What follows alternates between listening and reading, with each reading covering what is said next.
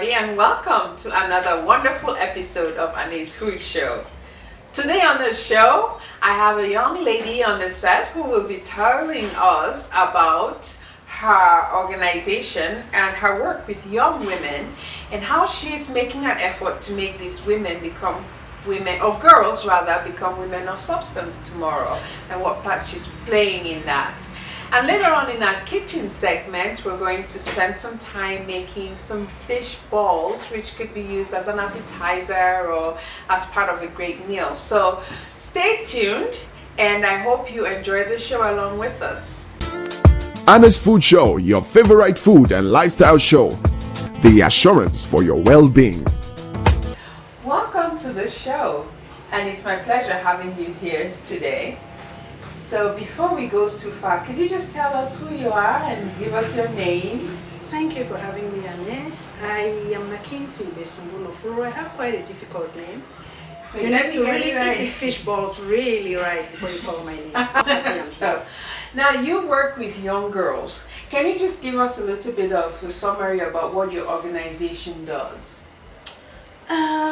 Like I always tell people, my organization focuses on removing women from the margins to the center. Okay. From the margins of all aspects of society to the center of society. That is, if you find a girl who is at the margin of her educational ladder, we want to remove that girl from that margin and place her here. Okay. Because when she is here, she is independent, she's financially strong, she's academically upright, and everything is good. Okay.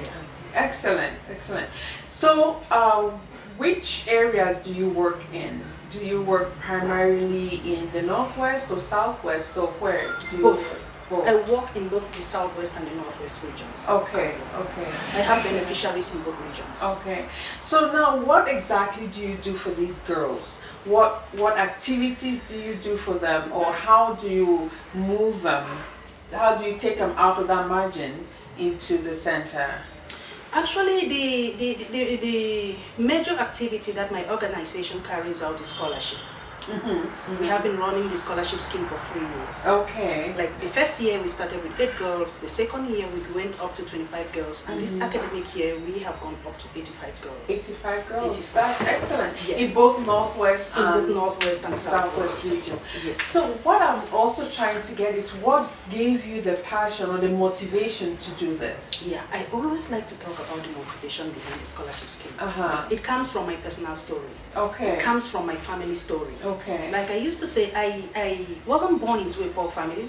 I was born in a middle class family, but for some reasons or some financial problems, my family plunged into some serious financial difficulties. Okay. And so when my dad retired, we had to retire to the village, and we depended solely on the farm for our education. We were 8, and we were all in school, all in secondary school.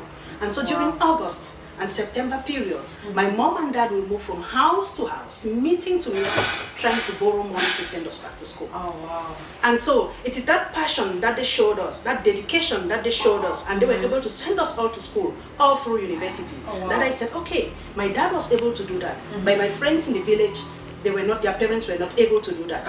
And they stayed at home. They got married early, they got pregnant early. They are now in their homes, they are working farms. If my parents were not there for me, I would have been one of those girls. So now I want to stand in the gap to help those girls whose parents do not have that courage to stand for them. Maybe because the poverty is so serious, or they don't even have a place to borrow money, or they don't even have the passion to push their children forward, partly because they are girls. So I want to stand in the gap, identify those girls, and give them the opportunity to go to school. Excellent. So you step in now and you give them a scholarship. I give them a full scholarship. Make life easier for them. Yes. You know, that is such a passion that, I mean, I can really see how it could lift a girl up. What is one of your worst cases that I hate to even say worst, or let me just say devastating cases that you've ever had to deal with?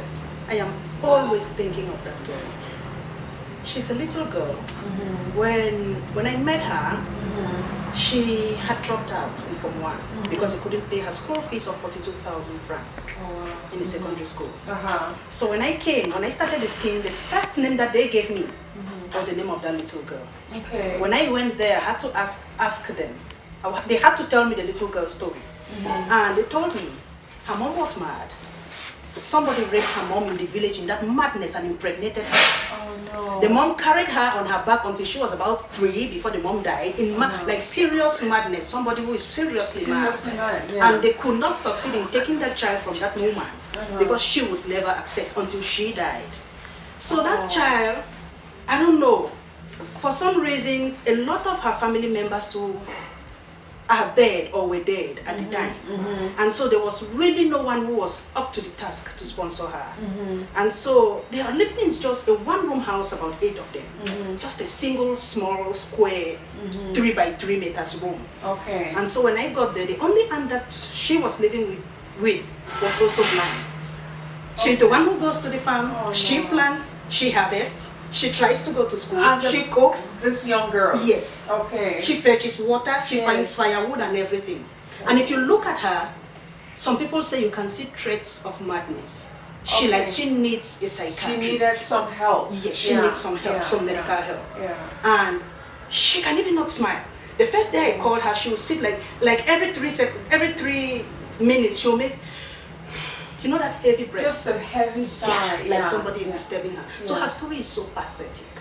And she's really not doing well in school. But I really cannot drop her because we just need to give her that push. She just needs the push. If she's not doing well, it's not because she's dull. It's the environment that she finds herself. How can she succeed if she's going to the farm, she's cooking, she's doing all those things? Now, someone could say that, you know, it's such a miserable life, because her mother was raped and that. So she, but it seems like even her story adds some value to your life also and touches other people in some way. Of course.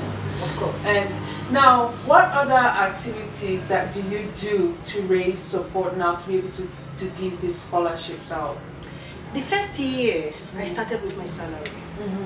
And when I started with my salary, I was lucky because my stronghold is the internet. Yes. That's why I get everything that I do. Yes. In terms of finances, in terms of other resources. When I put it up on Facebook that this is what I want to do, this is what I want to begin doing, and I want to start doing this with my salary. A few friends on Facebook in the US, mostly people I have never met. They are the ones. So some people send $50, $20, and I came up with some little income. I was planning to pay school fees just for 6 girls for that first year, but with the money that I put together myself and the money that they gave me, I was able to put 8 girls in school, buy uniforms, buy books, and everything. Excellent, excellent. So I can give you a good hand. Yes. And also I want to point out that the jewelry that I'm wearing, this necklace that I'm wearing, is made by you. Yeah. And you also sell these to raise support. Tell us more about these.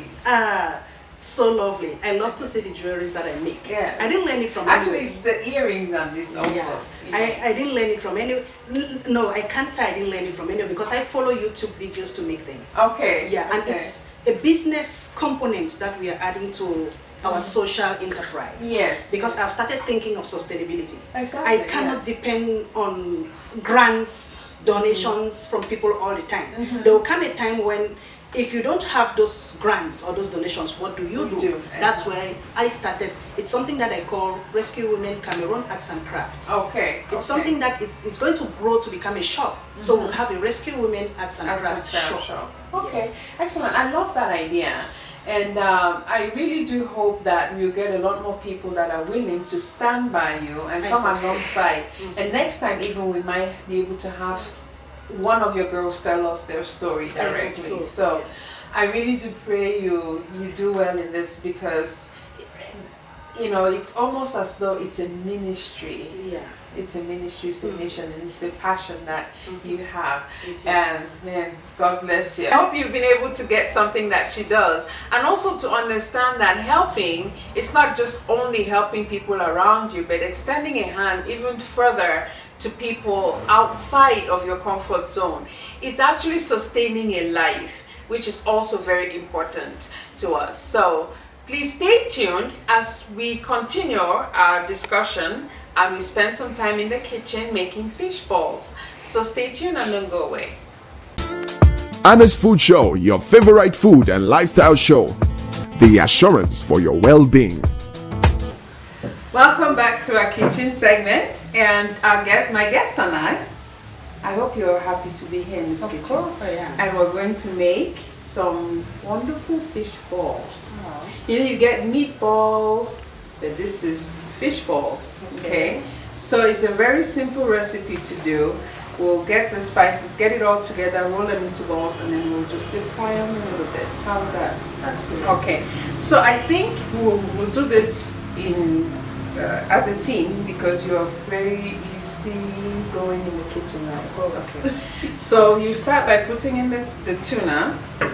So you just put it in a bowl. All of this? All of it. And you start smashing it down. While like I'm pounding a chew? Yep.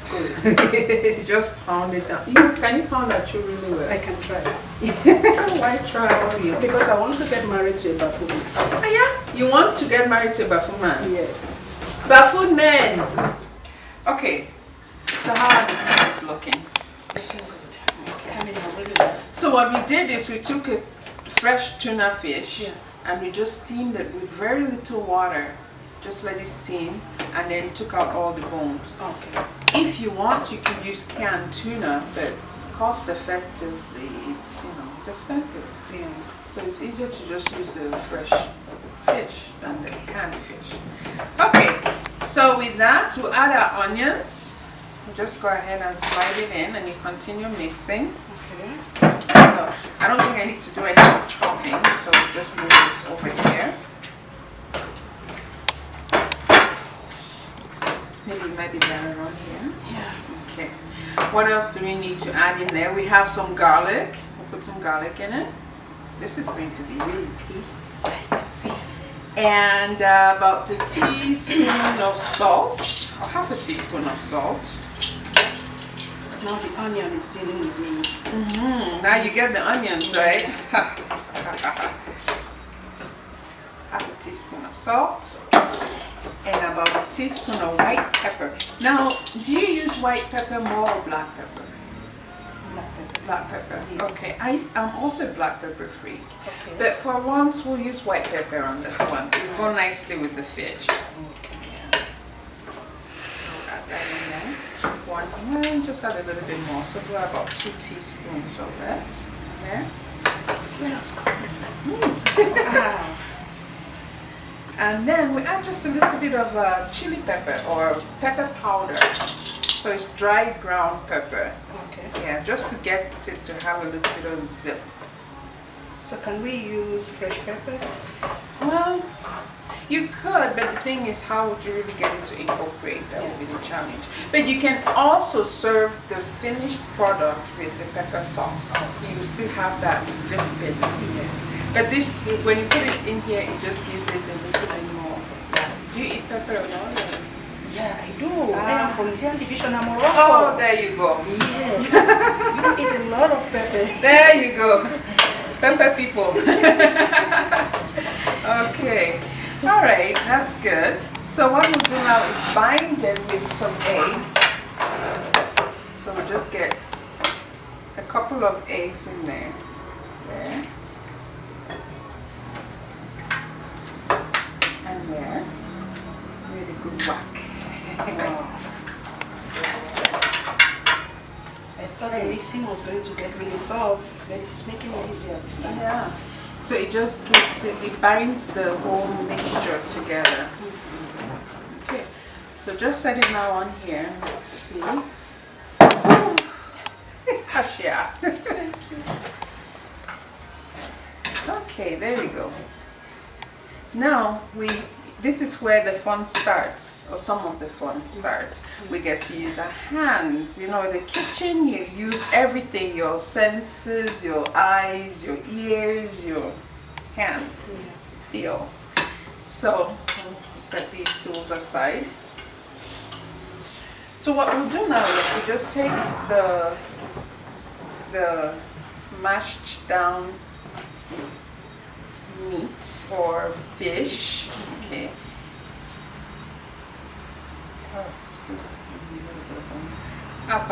This is about a tablespoon amount. Okay. Yeah. And then we just sort of gently put it together. There we go. And we put it in flour. Now, Originally, I was thinking that we could do these and dip it in a little bit of milk to increase the binding.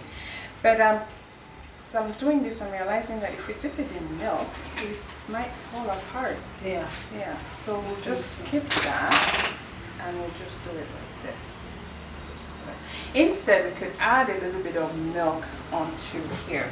So we'll just add probably, just eyeball it, about a quarter cup of milk, just to make it a little bit more sticky. Okay. All right, that's good. So we'll just do this now. Just use our hands and just make these balls. You can just put your hands right there. So looking good. Looking really good. Now, with your work with with young girls and young women as a mentor to them, how can you, do you often teach them kitchen related? Yeah, that is something I've been thinking about to do. Add to that, to add to that. Yes. I really want to teach them something that they can get themselves involved in during holidays or during school period to raise some income for themselves. Excellent, because that's a good way. You know, we women or young girls, sometimes when you need a lot of affirmation to do something right, and you're affirmed that you're doing it right. So by getting them to learn how to do something well for themselves also adds to getting them ready for womanhood. Yes. Yeah. Excellent. So what other things do you work with them on right now?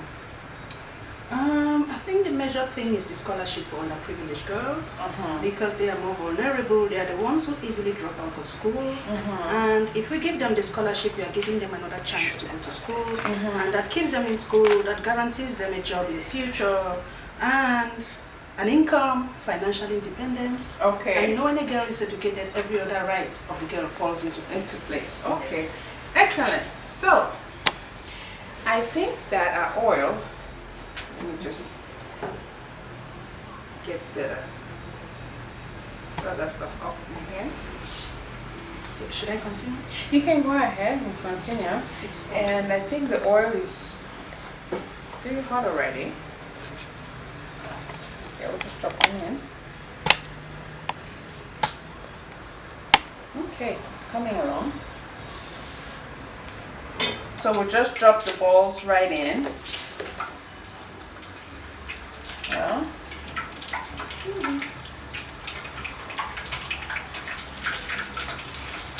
And this really won't take a long time to cook because the fish is already pre-cooked, it's already steamed. And so this is just giving them a finish, if you will. We don't want to overcrowd the pot, else they will just fall apart.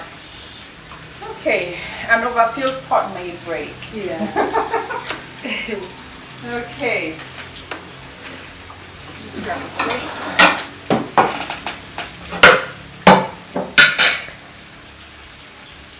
Okay, how's it coming along? Really good. Okay. And it's fun to do.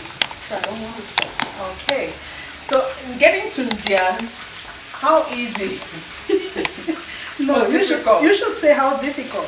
Okay, well, how difficult is it getting to India these days? Because we don't even have a kilometer of tar road. Seriously? So it's really, really difficult. Okay. So how do you get there from here, from Bamenda? From Bamenda, you use a bus. I normally use night bus because I gain 1 day. Ah. Yeah. Okay. You use a bus to Kumba, and then from Kumba, you take a small, what we call small plando, where they pack about 8 people. A normal plando, which is supposed to carry 5 persons plus the driver. Yeah. So they pack 8 of you in there to Molemba. That's over 100 kilometers. Okay. From Kumba to Ekondo Titi to Molemba. And the road is really rough. Okay. During the rainy season, it's really difficult. But during the dry season, the drivers are used to their road, and so navigation is easier and faster. Okay. Yeah. So you actually work with girls in those rural areas? Girls, you pass Molimba and get into the rural areas where you use bike, you trek, you cross rivers, bamboo bridges. It's really tough. Not network, not telephone, not internet. No. So really, you're sort of like a light bearer to girls in those areas. Of course. Because I mean, how do they know to get to school? I mean, is schooling important to them at all or not? To some it is not. Because most of them consider marriage to be more important than school. Okay. Most of them get pregnant before they get to Form 1 even. And those of them who try to get to Form 1, they get pregnant in Form 1 or Form 2 and so they drop out. Oh, yeah. So it's not easy, I'm sure. No, it's not easy. Okay. Well, I hope that your work with them will really give them some hope. I think so. Yes. Okay, excellent. So our balls are, this is what we go in first. So it's not too long to cook. So you just kind of get them nice and light brown, not too brown, just give it light brown. Because you will see that the foam is dying now. Yeah. So if you leave it too long, it will get really dry. Yeah. Okay.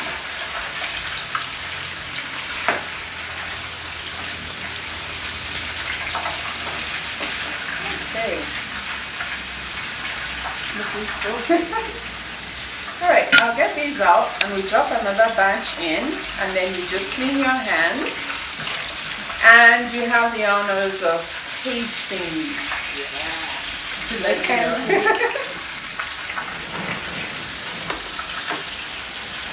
Just a little bit more. Okay. There we go. I'm done. Excellent. I'll say clap for yourself that your hands are all messy. Okay. Alright, I'll just drop another lot in and then while you get your hands cleaned up, then we will come and taste some.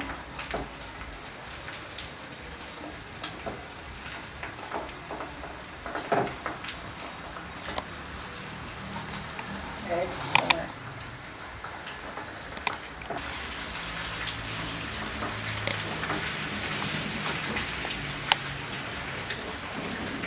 Okay.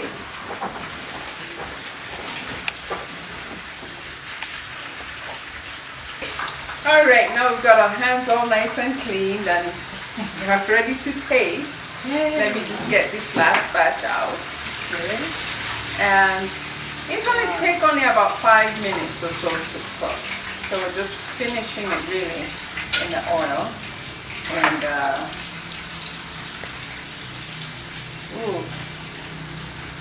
So make sure you don't taste the hot one. You No. just taste from the cold I don't want to side. get my mouth burnt. No, not now. No. There we go. See how beautiful we look. Excellent. You did a great job. I did. You did a fantastic job. Now these are good for a party or an event or just to have at home for something different, you know. And you can actually make them and use them as meatballs. So you can make a tomato sauce and put it inside just to give it something different. Yeah. So I'll give you this fork and you can go ahead and try and tell me if we made a mark or we didn't. Okay. Gently, I can just pick it up. To make.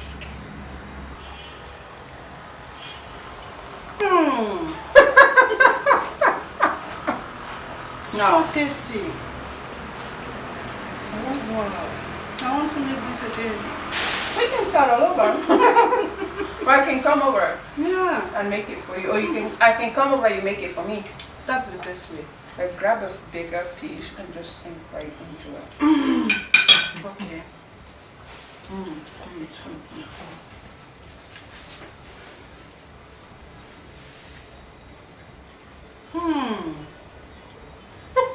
Now, tuna fish is relatively inexpensive at the cold store. So it's something that you can, without a lot of money, you can actually host, you can sell it, you can do as you please. So very simple and also something you can serve for a dinner party and it would also be very elegant. You can also pair it with a tomato sauce or just, just as is. Okay. Well, I hope you enjoyed our kitchen segment. I did. Okay.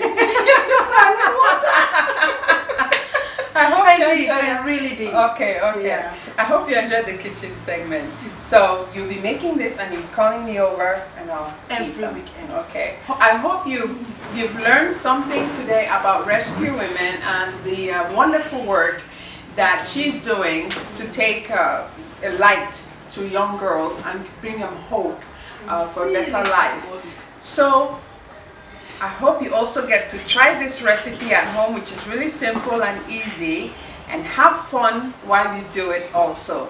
Stay tuned for our next show. Bon appetit.